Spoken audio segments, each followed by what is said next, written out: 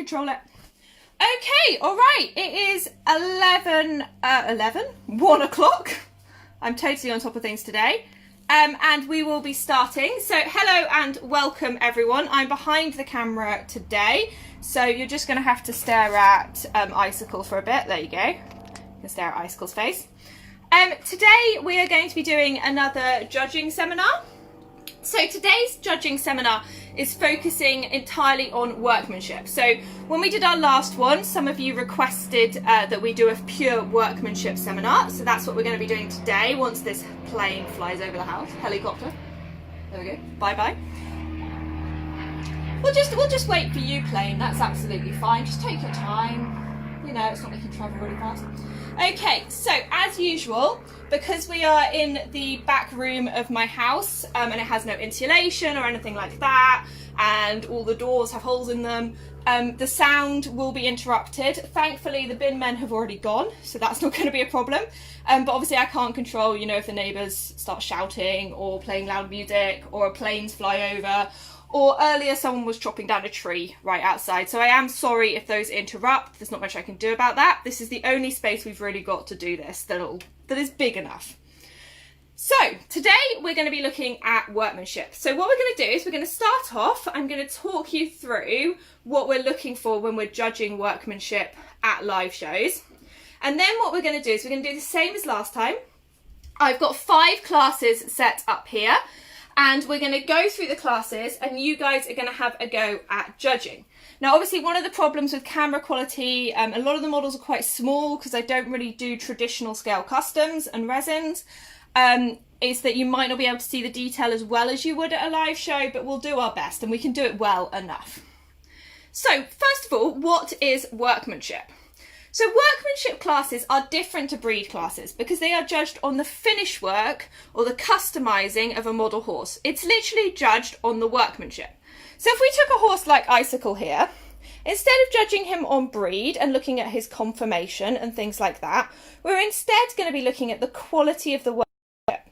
We're also going to be looking at the condition of the model. So we're going to be looking for things like rubs, marks, just as we would in breed classes. But they're more important, arguably, in workmanship. If we're judging a Icicle here, we will just be judging finish work. We won't look at things like conformation and stuff like that. Oh, hello. Okay. I don't... Okay, everyone. I am sorry for the interruption. There we go. Anyway, where was I? So we're going to be judging on just the finish work if we're looking at a finish work model. Now, there are some judges who argue that when you're judging workmanship, you should also look at whether conformational flaws and similar have been corrected. I don't personally do that if I'm just looking at a horse that's a repaint or rehair, but it's definitely something to bear in mind if we're looking at stuff that's been resculpted.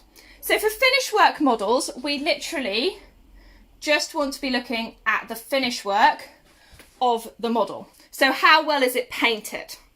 If we've got models that have got resculpting or working, we're also going to be looking at the quality of the resculpting and the working. And that's where we're going to be bringing into account things like conformation and biomechanics. So if we look at a model like Leonardo here that has got reworking on him, you are going to be thinking about where that resculpting has been done, how well it's been done, and how well it adheres to those biomechanics and things like that. Breed standard doesn't matter as much, but if it has been sculpted to look something very particular, you might want to be bringing that into account. So, what are we looking for? We are looking for quality of the finish work, and we are looking for condition, really. So when we're looking at quality, we're going to start by looking all over the model and generally making an assessment as to how realistic the colour is. So I'm going to move Icicle here, but we're going to use him as a bit of an example. So I would have a look over and I'd look at things like dappling. I'd look at where the shading and the highlighting is. So all horses have shading and highlighting that adheres to quite a strict pattern. So where the shading is and where the highlighting is will be pretty much the same on every single horse. I'll be looking at where that is. I'll be looking at the realism of the pattern. So, you know, in a bay, is the mane and tail black, for example? Silly little things like that, but sometimes that can come up with more exotic colours that they don't actually adhere to the realism of the colour. I'm then going to look at details. So the details I'm going to be looking at is I'm going to look at things like eyes. You know, are the eyes just a black blob, or are they more painted in a lot more detail?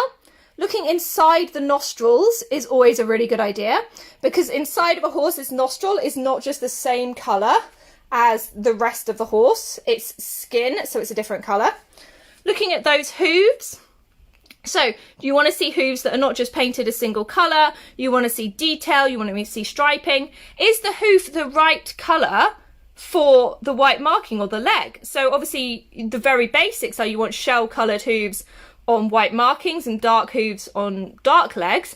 But if you look at Leonardo here, where he's got sort of dark and then white, you want to see a bit of striping there and a bit of variation in that colour. Also, and this always makes everyone laugh, you do need to look at your genitals. This is an area that a lot of artists don't pay much attention to, so it's a really good way of doing a final cut in a competitive workmanship class. We'll talk about that more when we look at Appaloosa. We'll be talking about the spotty bottoms. But this is really, really important. You can see here on Icicle, actually they're not detailed at all. They've just been shaded black. But if you look here, you would expect there to be pink or dark grey. You definitely expect a bit of mottling on the testicles. Stuff like that is actually really, really important when we're judging workmanship. When we're judging particular colours, there may be other things that we pay attention to, and we'll talk about that more when we go around and judge them. So the final thing I'm going to talk about is what you'll actually see in a workmanship class. Now, most of the models you'll see are either going to be customs or artist resins. So anything that's been customised can go into workmanship. So you're going to see straight repaints like Icicle. You're going to see models with more resculpting. You're going to see repainted artist resins. You may see artist resins with resculpting. You may see models that are mohair, mane and tails. And you may also see animal artistries if they have been painted outside of animal artistry. So if they're painted at animal artistry, they're not eligible. But if they've been painted outside of animal artistry, they are. And I am really aware that this is not going well in terms of the internet is just not having it today. And I don't know whether it's my Wi-Fi or what it is, but I can't really control that. So I'm just going to keep talking and hope for the best. So animal artistries that are not painted at animal artistry are eligible to go in workmanship classes. So for example, Plum here would be allowed in a workmanship class because he's painted by Deb Brown. But if I had like a china animal artistry, it wouldn't be allowed in. The same with artist chinas. Stuff that's been custom glazed would, but something that was painted at, say, horsing around would not be allowed in the class. So you're really looking at things that individual artists have painted. Okay, Charmaine says it's working fine for her. I think the issue might be just the Wi-Fi on my Chromebook more than anything else. It looks like it's bad quality to me, and it's not to you guys, but I apologise for that. Okay, so what we're going to do now is we're going to start judging our very first class. And I'm just going to show you the classes we're going to be judging so you can be prepared. The first class we're going to judge is a bay class, and we've got a mixture of different models in there. We're then going to judge an Appaloosa class, or a spotted class. And again, a nice mixture of models in our spotted class. We're going to have a look at a fantasy class, because this can always be an actual nightmare to judge in workmanship. And if we go on a little tootaloo over here, we're going to do other colour, so we can talk a little bit about what you might see in other colour. And we're also going to do Pinto down here as well. So let's start with bay. So I'm going to do exactly the same as I did in our last seminar. I'm going to go round each model, showing it to you in detail. And what I'd like you to do is just comment the number of the model that you think is the best in the class. Now, I will add a proviso to this, which is that I have not dusted anyone. So we may just have to go, okay, we're just going to make an exception for dust today, because I think a lot of them might be quite dusty. Obviously, no one has been out to a show in ages, and I'm too lazy to dust normally. Okay, so we're going to start with a bay workmanship class. So I'm I know the light's not very good, but here is model number 1. I will show you each side of the model and try and hold the camera as steady as I can with my shaker hands. So there is the other side. If there's anything you want to see better, or so if you want me to zoom in on a particular model, you want me to zoom in on a particular thing, you think you've seen a mark, something like that, do shout. Model number 2 is tiny and my camera's not very good. The light in here is so bad for this particular bit. There we go. Model number 3, I'm just wondering if I just hold this up behind. No, that doesn't make a difference at all, does it? So model number 3 is actually a Sabino, but you'll quite often see minimal Sabinos or Sabinos that don't have belly spots in your standard colour class. It really depends on the show host for that one. Here's model number 4. I might just go, I don't think it'll make much difference, but I'm just going to pop the light on. I don't think that's going to make much difference at all, but you never know. Model number 5, another tiny one. As I said, I don't have very many big horses, so we have to do tiny ones. Model number 6 you've already seen, the lovely icicle. We'll turn him over, try not to kick, ooh, hello, try not to kick that stablemate in the face. I think we're going to have to not use the freezer in future. I think the light on the freezer is really bad. Model number 7, I'm pretty sure these all look like black blobs to you guys, but my internet's gone completely, so I can't tell. Model number 8.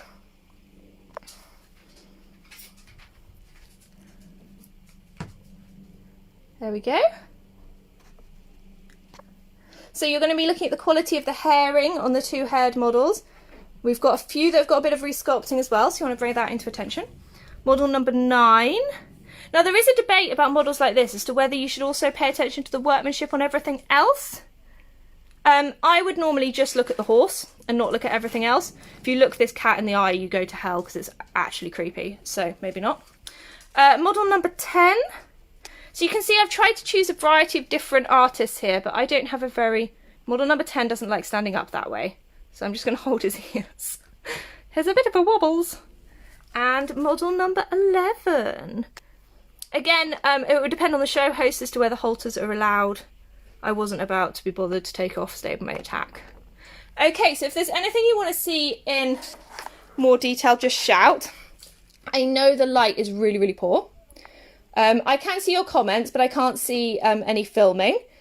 So let me know what number you want. So which one would you place first? Which one would you place second? Maybe start off with which one you'd place first and tell me why as well.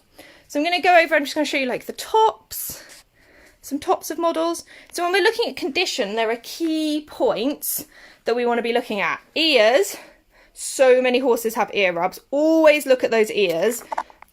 Always also look at like the tips of hooves and like the very tips of tails. So if you can't see any obvious rubs, always look at those spots because guaranteed you'll be able to spot extra stuff, particularly in a more competitive class.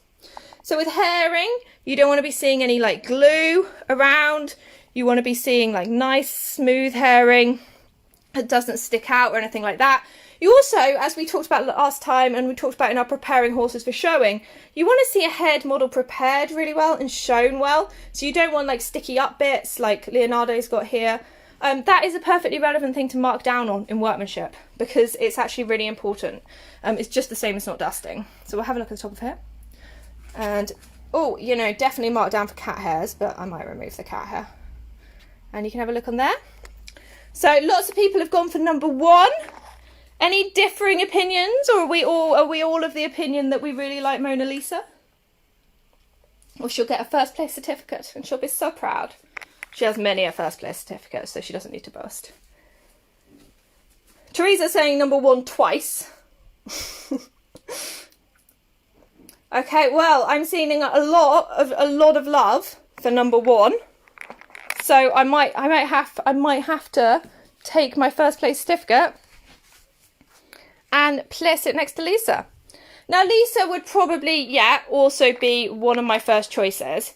Now the problem with judging your own models for workmanship is you know where they've got rubs and marks. And for that reason, I think her and Leonardo are pretty much on a par apart from the fact that I need to touch up Leonardo's ear. I would probably have either her or Leonardo first in terms of workmanship. I definitely would put Leonardo number 2. In terms of like 3rd, 4th, 5th, it's quite hard because I painted a lot of these ones. But if anyone has any opinions as to where they'd like 3rd, 4th, 5th. Oh, you all love number 1. God. Lisa, everyone loves you, darling. She's like, I know everyone loves me. I'm so sexy. I'm a beautiful, beautiful horse. I actually really like this one. I don't know if you probably can't see very well, but he's actually got really nice like dappling. So I quite like him for number 3, or maybe this guy maybe for number 3.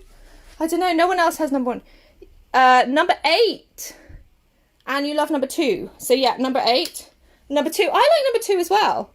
I've already decided on the second. Helena likes, so the second from last, and number 2. Okay, so we're going to give 3rd, I think, to Ember. You can get 3rd. Is his name Ember? No, it's not. I think it's Aero. I don't know. I don't know what anyone's name is. We liked number 5. Tiny number 5. And we also had a vote from second to last, which is number 10. I also, yeah, I like number 10. Yeah, Marion, did you not... okay, I'm going to have to explain the loo roll thing again, aren't I, Marion? Right at the beginning of lockdown, there was no loo roll anywhere, and we ran out, and the only loo roll we could buy was wholesale loo roll off Amazon, and it's awful quality, and that's why we have like 18 million packets of loo roll. Not because we hoarded it all, but because we had no choice. Okay, so I think number 5 can have 4th. And number 10, because Helena likes number 10, can have 5th. So who are we going to give 6th to? I quite like number 3. I quite like number 9 as well, but he doesn't have much depth to his colour. Don't know. I think the ones we've left are all quite bland. I'd probably go for number 3, which is this one, for 6th. Because I think he's got the most depth of colour. I think this one's quite bland. This guy's nice in his own way, but he has those sort of dead brown... He's an old Deb Brown. I think this one maybe is a little bland. And this one is incredibly bland. And this one's quite bland as well. Personally. Okay, so we have placed our first class. Look at that. And the lovely Lisa is number 1st. So we're going to now have a look at Appaloosa. So when we're looking at Appaloosa, we've got some other considerations that we might want to take into account. So the Appaloosa coloration, that's not a word. Appaloosa colouring usually comes with particular characteristics. Now, they're not present in every single Appaloosa, just like every single Appaloosa coloured horse doesn't necessarily have spots. But when we're looking at workmanship, they're definitely something we want to pay attention to. So these characteristics are striped hooves, white sclera is one of those words I can't say, like Mirari, which you can't really see on that model that well. Actually, this one you can see it quite well. There we go. Scary eyes. Mottling of the skin, so particularly around the genitals. He's got quite mottled genitals. Who's got a spotty bum? Nah, reasonably spotty. I was hoping for one of them that had like a major spotty bum. Oh, there we go. Look at some nice mottling there. So that's really important. You'll also usually see a part-coloured mane and tail, depending on where the blanket is. You're going to be looking at the quality of the spots. You're going to want those sort of shadow spotting and things like that if you've got an actual spotty one. You're going to be looking at the coat direction. So spots are, I think this was quite a nice example because they're huge. Spots aren't round, they're like oval shaped and they go in the direction of the horse's coat. So you'll see that as well when you're judging flea bitten greys, is you need to know where the coat hair direction goes, because spots and flea bites and roaning will all follow that. So you can see this has got some penciled on marks here, but the spots should be following that coat hair direction. So like here, the coat hair goes in like that, and it's like going down on the neck and then it's pointing down on the legs. Those are all really important considerations when you're looking at Appaloosas. So again, yeah, Marion, Appaloosa breeds do, but remember we're looking at workmanship today, not breed. So I should have said spotted, sorry. Remember, we're not doing anything to do with breed today. We are only looking at workmanship. This is a workmanship seminar. Sorry, I should say spotted. The two terms really are interchangeable, but technically Appaloosa refers to the breed. Okay, so we'll have a look through just like last time. Teresa, you haven't even seen them all yet. Calm down, woman. Okay, so number 1. So I've put all the big ones on this shelf and then I've got little ones on the other shelf. There's the other side of number 1. Then we've got number 2. He's my new one. He's so big. I love this mould. I don't have enough on this mould. There's number 2. Number 3. Turn him round. Show you number 3. And then we got the little guys over here. Now when we're looking at foals, we need to bear in mind that the coloration of foals is different to their adult counterparts. When we're judging workmanship, we really need to pay attention to that, because you'll see a lot of foals that are painted just like their adult horses. It's number 5. We'll do a spotty bottom check on these as well, don't worry. Here's number 6. So number 6, we've got some resculpting going on, so we need to be thinking about the quality of the resculpting. Number 7, exactly the same. We've got resculpting again, so we need to be thinking about the quality of the resculpting. And the same with number 8. That's why I brought all these guys down. We've again got some resculpting, so we need to be thinking about that. And finally, number 9. Who doesn't have any resculpting, but it allows you to see. We can do a spotty bottom check. Very important we do a spotty bottom check. This always causes amusement. Oh dear, no spotty bottom. Oh dear. Actually, I painted that one. That's really, really bad. I haven't done any mottling. Oh, spotty bottom. Have you got a spotty bottom? Oh, look at that. Lots of mottling on that one. Lovely. Love a spotty bottom. Yeah, not a spotty bottom. Slightly wonky willy on that one as well. Oh, bit of a spotty bottom. So different levels of spotty bottom. I might repaint that one actually, that's annoyed me now. So you can let me know which ones you'd like. I'm going to go and have a sip of my coffee.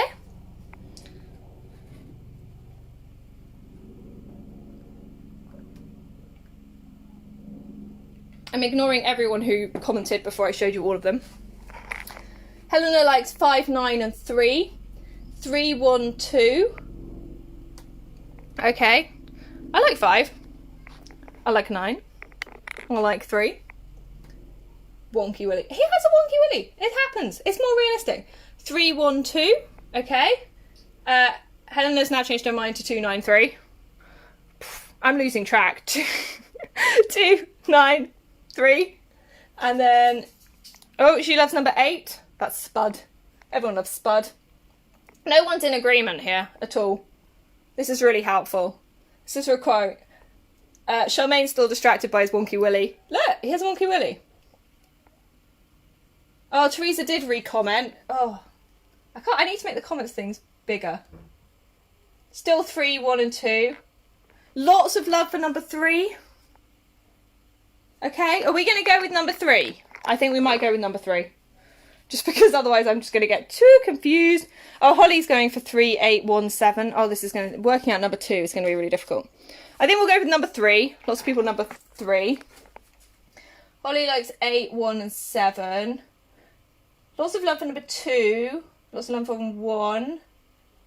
Okay, so I think, having looked at your comments, that number 2, so Adam should get second. And horse whose name, oh, I do know his name is Ducker. Is his name Ducker? Who knows? I don't know. Should get third. What else did we like? We liked 8. We liked 7. We liked 5. 8, 7, 5. We liked 9. 8, 7, 5, 9. Let's have a look. I think number 8 is quite nice.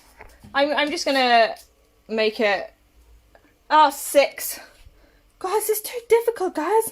I'm gonna go with number 8. And then there's like, and then we've got to pick. You like 8, 5th, 6th, and 7. 5, 6, and 7 have got to have 5th and 6th. Which way round are we gonna do it? Who knows? 3 is first, Holly. Oh dear, I think we're having an argument in the comments. I'm just going to make an executive decision. I'm going to go with you, maybe? And then you. There we go. I've made an executive decision.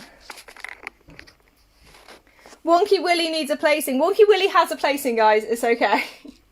That's not even his name. His name is Spud. I feel really bad now because he was a present. I really like 5, Helena, but I'm now actually annoyed at 5 because I didn't put mottling on his genitals. So I'm actually going to repaint him. So that'll be good. Okay, all right, brilliant. I should point out that there is a delay. So when you guys are commenting and when I'm speaking are different, which is very annoying. But I am trying to give you some time. Okay, next we're going to be looking at Fantasy and Decorator. Fantasy and Decorator is always a really, really difficult one to judge because you're going to have so much variety. Brandy just wants to say hi to everyone. Say hi, Brandy. Hey, Brandy, who ate the rest of my biscuits? Was it Brandy? It was. Huh. Fantasy and Decorator is really difficult to judge because you're going to have a huge variety in what you see in the class. And I've sort of tried to replicate that here today. You're going to have everything from straight repaints that are just odd colours to resculpted things to things with feather wings. You're going to have stuff with sparkles on. You're going to have really detailed repaints. You're going to have all kinds of interesting stuff, which can be really, really hard to judge. What you need to be doing is exactly the same as you're judging the other classes.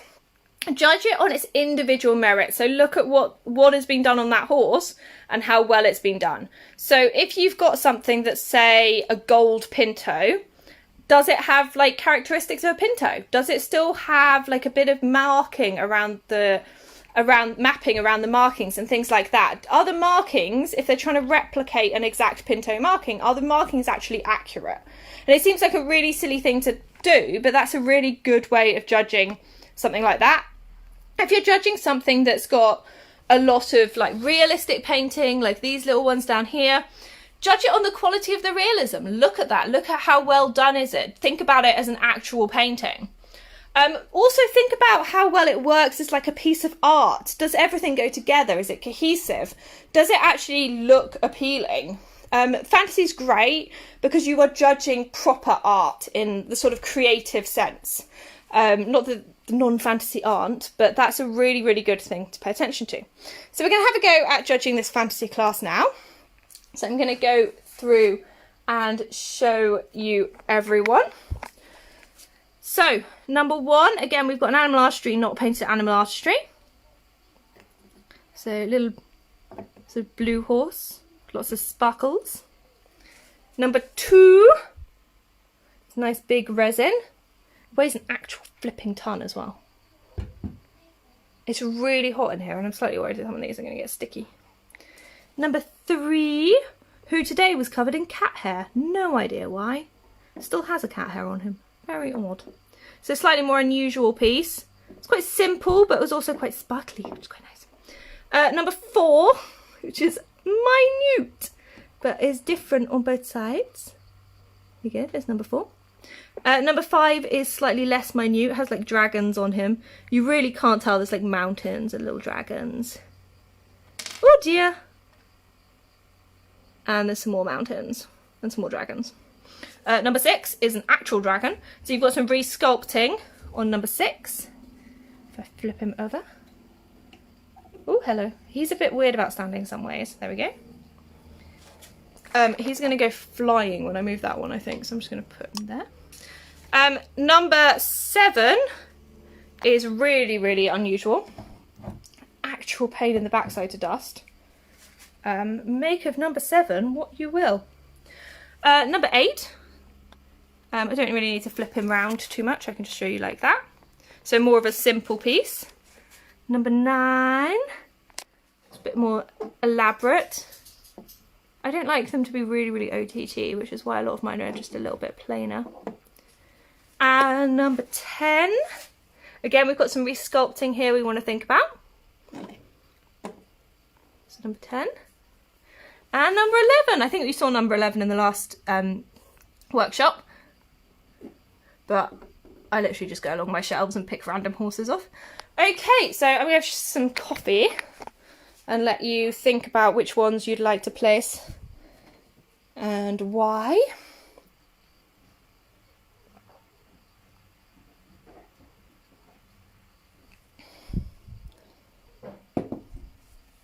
Dum-de-dum, go back to the laptop.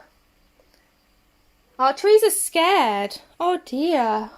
Oh, this is so sad, everyone. Teresa's scared of the ponies. Don't be scared. It's only this one that will kick you. The rest won't kick you. Is this thing actually ever going to work again? I'm going to just annoy everyone and try and refresh this page.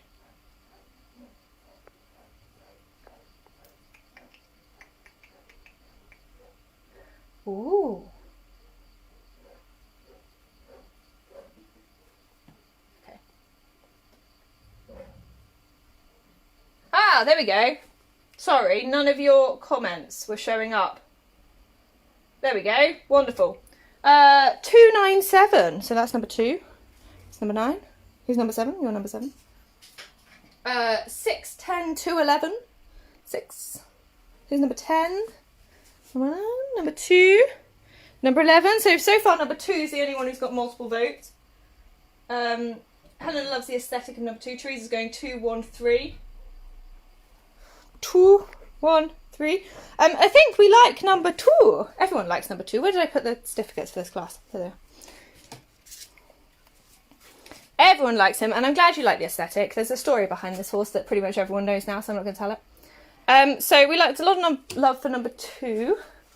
What else does lots of people like? 1, 3. No one else. Literally every other one has had votes. Ah, this is ridiculous. 1, 3, 6, 10, 11, 2, 7. Holly says help. Well, we can place that one first. We just need to make a decision about second now. What do we think? What do we think, guys? Emma's going for number 11. Good girly vibes. 7 is unusual. Number 7. Number 2. Number 1. I think 2 people voted for number 1, so we'll give her second. Every single one has got votes apart from that. So who on earth am I going to give number 3 to? There's a lot of love for number 7. Definitely unusual. There's a lot of love for number 11. People do love number 11. If it were me, I'd probably put number 11. And then I think I agree, number 7.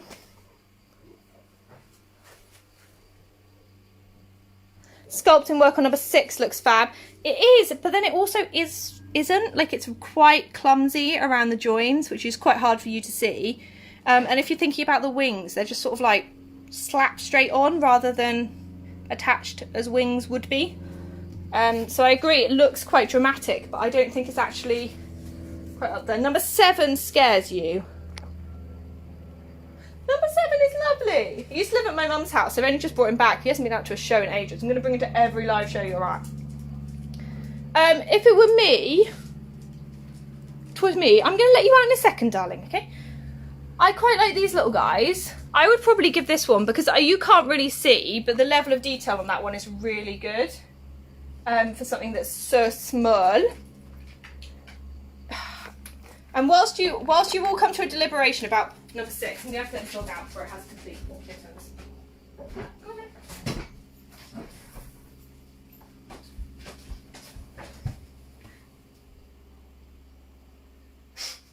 Okay, so 6th place. A lot of people love number 6.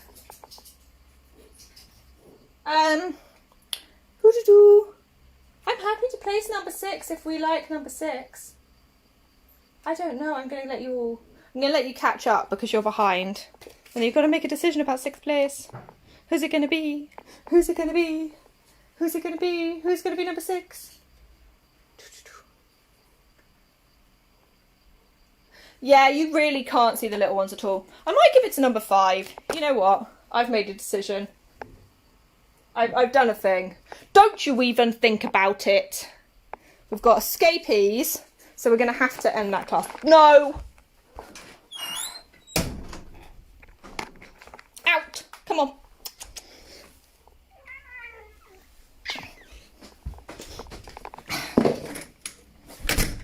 Well, that was a fun part of the seminar. You guys haven't caught up with the fun that's just happened, so... Okay, laptop, you need to live now. Let's go for a walk.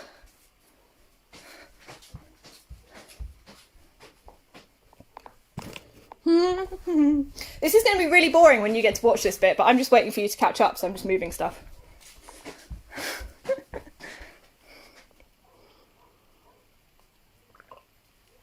Righto. Okay, right. And the next class we are going to be judging is other colour. So what you see in other colour is really going to depend on what the show host has added to their schedule. So I've got a selection of horses here that are things that are quite common to see in other colour, but I've also seen shows where roan has gone in other colour. I've seen shows where some of these colours have got their own classes. You've got all kinds of different things in schedules. So it is going to really vary, but I'm going to talk you through some of the colours I've chosen because I think they are quite common things that you are going to see in other. So I've put a joint thing on this one because that's what I had. So number one is quite a common colour to see in other colour, which is Rabicano. They are sometimes put in with roan as well, but I think he normally goes in other colour. So you've got a Bay Rabicano. Again, just a simple repaint. So a little bit different. When you've got Rabicano, you need to be thinking about this hair direction. And this is where you really need to know your patterns. You really need to know what is realistic for the different colours and patterns. Number two is a Champagne. Quite a common one to see in other colour. The key thing with Champagne is those eyes. Champagne horses have very distinct coloured eyes. They have hazel coloured eyes. They're sort of light brown. No other horse has the same colour eyes. So just like with a Cremello, you'd want to see blue. With a Champagne, you need to check that you've got that coloration on the eyes. You'll also usually see reversed apples on a Champagne, but you don't always. Some of them are quite solid. And their coats normally have a little bit of a golden sheen. So particularly in the light, they should have a little bit of a sheen. This one, again, we've got resculpting work, so we need to be looking at the quality of the resculpting. Got quite a nice custom base on this one as well, but again, it's debatable whether you'd actually use that or take that into account when you were judging. So we can have a look at the resculpting on the mane and tail. Okay, then we've got a little Cremello. So again, with Cremello, you need to make sure you've obviously got the blue eyes. Cremellos can look almost completely white, but you do want to see a little bit of colour, a little bit of shading. So a little bit of, sometimes just a little bit of light grey or yellow in the coat can be, just add that little bit of detail. And obviously you want that really pink skin. Here's quite a nice example of sort of detail on hooves. You don't want them to be a solid colour. You can see these ones have got lots of different little stripes and they've got darker in the centre. So that's quite a nice example of what you might be looking for. Down here we have a tiny little Perlino Pinto foal. So this might normally go in Pinto. The camera cannot decide if it wants to focus on it. But I've put it in here just because I think it's quite a nice example of like a Perlino. So you've got it in there. Again, with foals, they're going to be different in colour to the adults. You can barely see that this is Pinto, but it's nice and bright over here. So you can actually see the Pinto markings. You can also see that here's the same size as this hoof. So cute. Number 5 is a brindle. Again, brindle is going to be quite a common one probably for you to see in other colour. Yeah, no, that's a good point, Marion. Champagne has mottled skin. You can see the mottling on this one here. Yeah, that's another really important thing to think about with Champagne. So again, with brindle, brindles do vary a lot. But you basically have the striping coming down from the back. So that's quite a nice chestnut one here. Turn him round. So whilst we're over here and we've got really overt chestnuts, just a note about chestnuts. Quite a good thing to look for in terms of painting. Do they have chestnuts? Are the chestnuts detailed? Bear in mind, not all breeds of horse have 4 chestnuts. You can go Google that one. Some don't. So you might want to bear that in mind. I've just realised, look at this. I moan at people for doing this at my own live shows.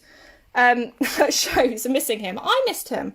So number 8 isn't going to have a ticket, but I'm sure you can figure that out. So number 6 is a pearl. So pearls are really similar in colour, particularly the foals, to like Polinos and Cremellos, but they have dark eyes. So this is quite a common one that you might see in other colour, even if there's a double dilute class. Or there's a class for like Polinos and Cremellos. This is quite a good example of another colour. Again, very, very light in colour, but you want to still be seeing that shading. Number 7 is another champagne. This one is a champagne dun, so it might go in dun. It's actually also technically Tobiano, but it's a mule, so it's quite unusual. You will see other equines quite a lot in other colour classes. The colours on other equines are completely different to how the colours work on horses. So you also need to know about how patterns work, how colours work. This guy I have got a reference for. He's basically an exact copy of a photograph. So he's quite nice in that regard. It's quite nice when someone puts a reference down for you. It's quite helpful, but you can see he's got a little strappy dorsal stripe.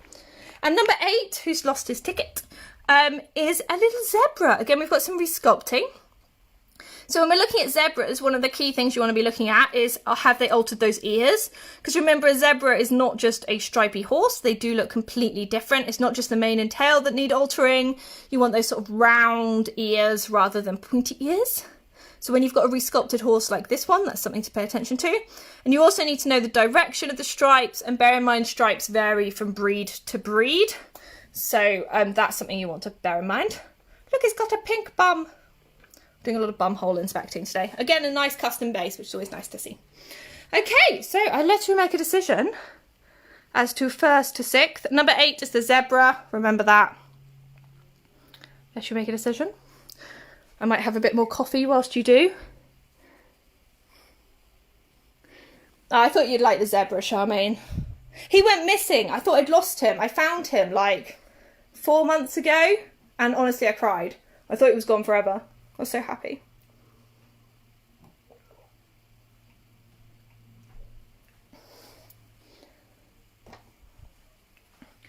Okay, so Helena likes number 5, number 2, and number 4. 5, 2, 4. Nice.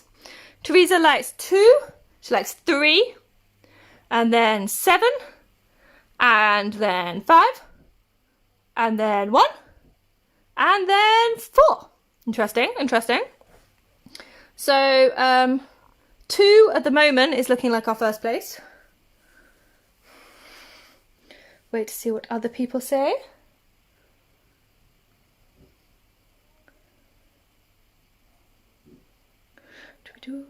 Oh, Marion likes 1, and then 2. Everyone likes 2, and then 7, and then 5. A lot of love for the Deb Brown Customs Day. Charmaine also likes 2. I think we've got an agreement. Got an agreement for 1st. Lots of people like 7 and lots of people like 5. 3, 1, 4. Okay. There's a lot of love for 7. There's a lot of love for 5. Who are we going to give second to? Is it going to be 7? Is it going to be 5? They're both painted by the same artist. This is most interesting. Both bought around the same time as well. Charmaine is 2, 7, 5. 7, 5. Who's it going to be? 7 or 5? I think if it was me, I'd go 2nd for number 7. 3rd for number 5. Okay, so we need to do 4th, 5th, 6th. Likes 3, likes 1, likes 4. There's a lot of love for number 1, isn't there? Lots of people like number 1. Lots of people like number 4 as well. That's really interesting. This thing is like never placed at a live show, ever. So it's interesting that you guys like her. Maybe it is just the light. I do think it is the light sometimes makes a real difference. I think maybe this one, because someone did put that as 1st. A lot of people like number 4, so should we put number 4 as 5th? Look at that, you got a certificate. I feel so proud. Balance. That's not going to stay there, is it? But who do we give 6th to? Someone likes 3. Teresa likes 3. I think there's several votes for 3. So I'm going to give it, I think, to number 3. There we go. Look at that. Sorry, Tiny Falls.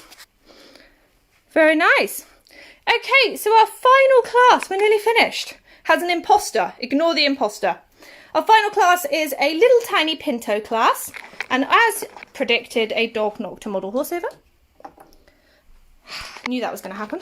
So when we're judging Pinto, we could see a real variety in patterns. But if you know your patterns, this can be a really easy class to judge because you can almost entirely judge it on realism of pattern. So it can include heavy Sabinos. So I've included a heavy Sabino in here. It can include annoying things like donkeys that have patterns that aren't the same as horses. So you need to know about things like that. If you're judging the quality of a workmanship on a Pinto, one of the really good things to look at is mapping. And also remember to look at the quality of the base colour. So sometimes it's quite easy to ignore that and focus on the white markings, the smoothness of the painting on the white markings. But think about that base colour as well. Think about how realistic that is. And is all the shading and things like that in the same place? So you need to be thinking about all of those things still when you're judging your Pinto. Pinto classes can be split up in all kinds of different ways. Just a pro tip to show hosts here. Never, ever, ever split it Tobiano, Overo, Tovero. I did that at one show and I said that I didn't really care. As long as it vaguely fitted in the class, I wasn't too bothered. Unfortunately, one person at the show took objection to that and they really wanted it to be 100% accurate. And that meant that my Tovero class was massive and my other two classes were really small because I was not in the mood for an argument. So the best way to split it, if you're going to split it, is to split it by base colour. So split it sort of bay Pinto, black Pinto, other Pinto, or like you could have like solid Pinto, which would be like bay, black, chestnut, and then other Pinto. It's up to you. But that's probably, if you're running a show, the best way to split it. So again, we've got a mixture of horses here. We've got some that are pure repaint, some that are resculpting, and some with mohair. Millie does stand up, but I lay her down because I didn't trust the dogs. So we can stand her up now. There we go. Okay, so this is number 1. Just flip her around. Please do ignore the big North Light. He just lives in here. Oh, hello. Are we not? We're not having it today. This horse sometimes just gives me really quite extreme anxiety. Can you just not look like you're about to fall over? That would be great, thanks. Number 2 is a Sabino. Turn him round. Turn him round. Number 3 is a little mohair, another little tiny one for you. So again, we want to be looking at the quality of the herring. I have not groomed these horses, as you can probably tell. Number 4, I've put a donkey in, so you can think about the patterns on donkeys. Remember, those are different to the patterns on horses, so think about that. Number 5, we've got some resculpting. So we've got resculpted feathers, resculpted mane and tail, resculpted face. So nothing really extreme going on here, but enough that you want to be bearing it in mind. So there we go, show you his face. Number 6 is a nice simple repaint. There we go, other side. And number 7 is a simple repaint as well. There you go, number 7. So I will let you deliberate. After this, I am going to ask if there are any questions anyone wants to raise. So if you do have any questions, obviously be thinking about those right now. The floor is filthy and I'm sat on it. Ignore the giant horse. So I will wait and see what people's opinions are. Everyone loves number 3. Is it just because you're impressed that I mohair'd a mini Winnie? Yeah, number 3. Oh god, I have no idea where the comments end. I think that number 3 might have been from the last. No, that was number 2. Okay. I'm just going to go with that you all like number 3. You can correct me if you're wrong. 1, 5 and 2. So little Millie. Who's number 5? Ah, Paddy. And 2 is Brutus. Oh, 1, 5 and 2. So what have we got? Yeah, I think those are old comments, aren't they? Yeah, they are old comments. 1, 5, 2, 1, 5, 2. I should make a comment for each class that would make it easier. I like 1, 5, 2. We all like 1, 5, 2.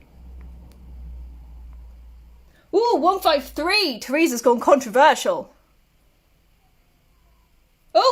5-1-2. Charmaine's going completely off it. 5-1-2. We all like number 1, I think, don't we? Oh, I might have to get up. It's quite nice sitting on the floor. Okay, I think there's a lot of love for number 1. So, the real question is it we're going to be 5 or is it going to be 2? I should probably like tot up points. I think number 5 is more popular. It's a little Paddy here. I do like Paddy. When I got Paddy, and this is just a little thing to think about for showers and for artists, his pole was a lot higher and he was like up here and it just looked a bit ridiculous. So I just cut his pole down. So now he looks a bit more like he's actually jumping the jump. It's a little thing to just bear in mind that I do think makes a huge difference to him as a model. Okay. So I think 3rd for number 2. And there's a bit of love for number 3. This one's proving much easier than the others. So, number 4. So then we've got 4, 6 and 7. Some poor horse is not going to get a placing. Who's it going to be? Who are we going to give 5th and 6th to? That is the question. That is the question. Who are we going to give it to? It's very annoying that there's a delay. Because I have to sit here singing a song and nobody wants to hear my song. Are we going to give it to 4, 6 or 7? Oh, we've got 4 and we've got 7. We're going to have a deciding vote. Is it going to be 4? Is it going to have 7? Is it going to be 4? Is it going to be 7? Is it going to be 4? Oh, Helena says 4. We'll go with Helena. Go number 4. We'll have 4. And 7. Sorry, Raichu. No one loves you. Oh, this is so sad. It's okay. Okay, so does anyone have any questions to finish? I know you all really, really love doing these ones. So I can't remember if there is another one on the schedule or not, but I think there might be one to vote for. So remember, you can go onto our website and you can vote for future seminars.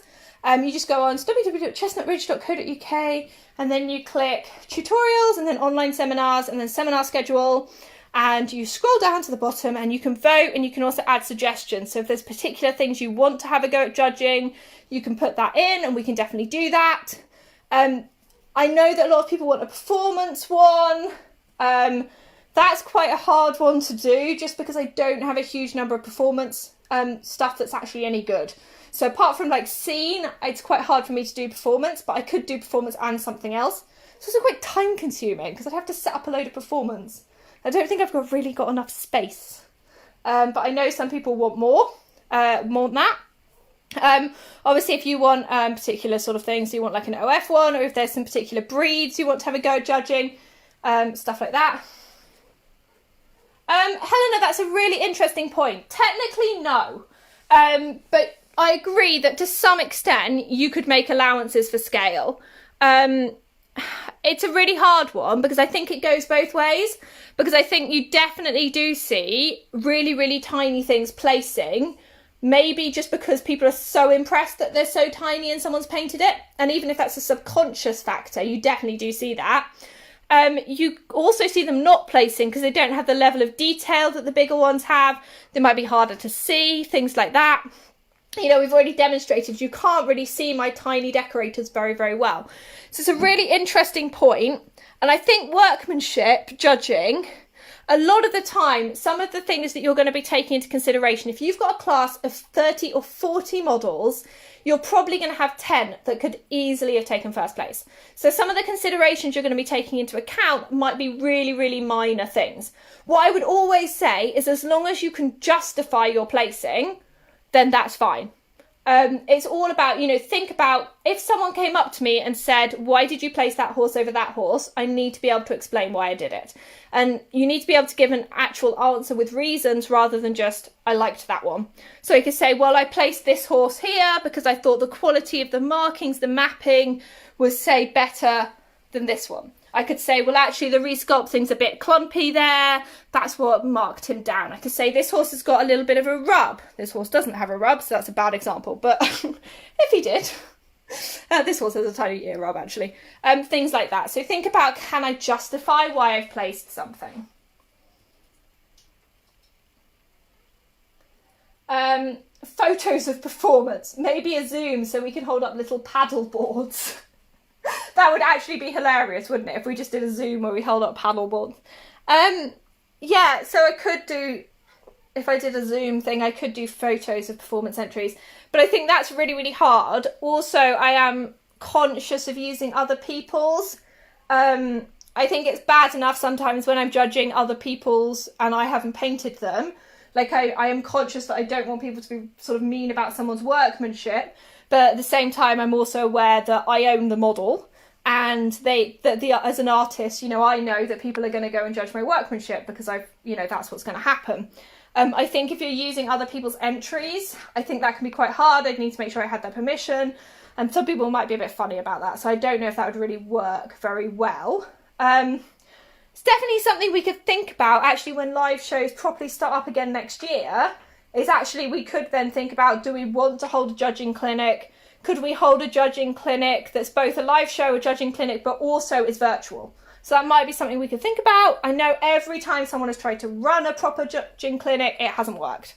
People just don't want to do it. So I definitely think, you know, there are different options available, and things we can think about.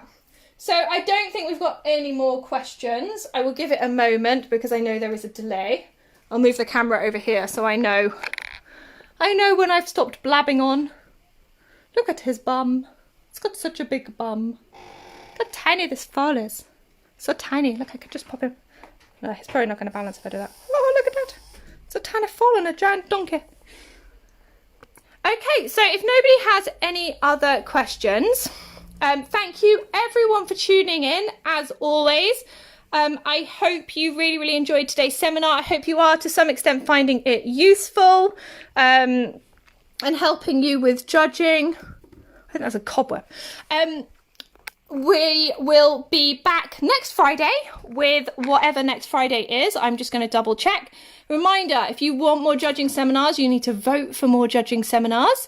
It is a democracy, and what you vote for is what happens. And I really should check the seminar schedule before starting the Facebook Live. So next week, we've got a very interesting seminar. So I can have it, you probably can't see the screen very well. We're going to be doing Getting BMEX Organised. Obviously, there is no BMEX this year, but that's quite a nice one to talk about how you could prep, but also maybe talk about how you could sort of prepare your year with BMEX in mind in terms of your show year next year. We do have another judge along on the 14th of August. We're going to be judging original finish. Please bear in mind that from the 22nd of August onwards, because I'm back at work, they're going to be moving to Saturdays, because obviously I can't do it on a Friday because I'm at work. So thank you everyone for tuning in. Make sure you head along to our website and vote for our next seminar, and I will see you all next Friday. So bye bye from me, and it's a very quick bye bye from Brandy and a Lily. Bye bye.